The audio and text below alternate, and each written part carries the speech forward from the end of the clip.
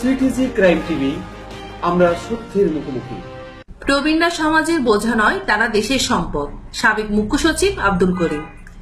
PKSF এর ব্যবস্থাপনা পরিচালক ও সাবেক মুখ্য সচিব আব্দুল করিম বলেছেন, প্রবীণরা আর বোঝা নয়, তারা দেশের সম্পদ। আর্থসামাজিক মর্যাদায় প্রবীণদের অধিষ্ঠিত করতে কাজ করে যাচ্ছেন সরকার। 31 অক্টোবর বুধবার এনজিও সংস্থা প্রত্যাশীর বোয়ালখালী ক্যাম্পাসে আয়োজিত অনুষ্ঠানে প্রধান অতিথির বক্তব্যে তিনি একথা বলেন। পল্লী কর্মসহায়ক ফাউন্ডেশনের সহযোগিতায় ও প্রত্যাশীর বাস্তবায়নে বোয়ালখালীতে সিনিয়র সিটিজেন, শ্রেষ্ঠ প্রবীণ, শ্রেষ্ঠ সন্তান সম্মাননা পদক 2018, শিক্ষাবৃত্তি প্রদান, বয়স্ক ভাতা, প্রবীণদের মাঝে লাঠি, কম্বল, ছাতা, কমর চেয়ার, হুইল চেয়ার বিতরণ ও উদ্যমী সদস্য পুনর্বাসন চেক প্রদান করা হয়েছে। প্রত্যাশী সভাপতি বাদলকান্তি চৌধুরীর সভাপতিত্বে স্বাগত বক্তব্য রাখেন প্রত্যাশী নির্বাহী পরিচালক মনোয়ারা বেগম।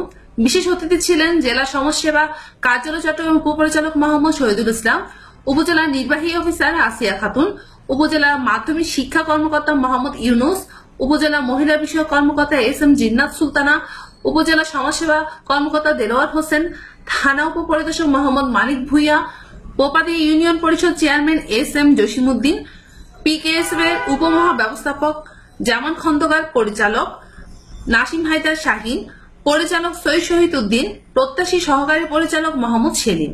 এই সময় উপস্থিত ছিলেন প্রত্যাশী কর্মকর্তা বৃন্দ। অনুষ্ঠানে একজনকে সিনিয়র সিটিজেন, 5 জনকে শ্রেষ্ঠ প্রবীণ, 3 জনকে শ্রেষ্ঠ সন্তান সম্মাননা পদক 2018 প্রদান করা হয়। এছাড়া 52 জনকে 12,000 টাকা করে শিক্ষাবৃত্তি, 75 জনকে 600 টাকা বয়স্ক ভাতা, প্রবীণ 20 জনকে লাঠি ও ছাতা, 100 জনকে কম্বল, 20 জনকে কমর চেয়ার, 2 জনকে হুইল চেয়ার ও উদ্যমী সদস্য 2 জনকে 1 লক্ষ টাকা করে পুনর্বাসন চেক তুলে দেন অতিথিবৃন্দ।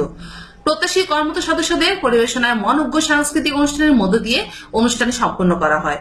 রিপোর্ট করেছেন বোয়ালখালী থেকে Debashis Barua, Raju, CTG crime TV.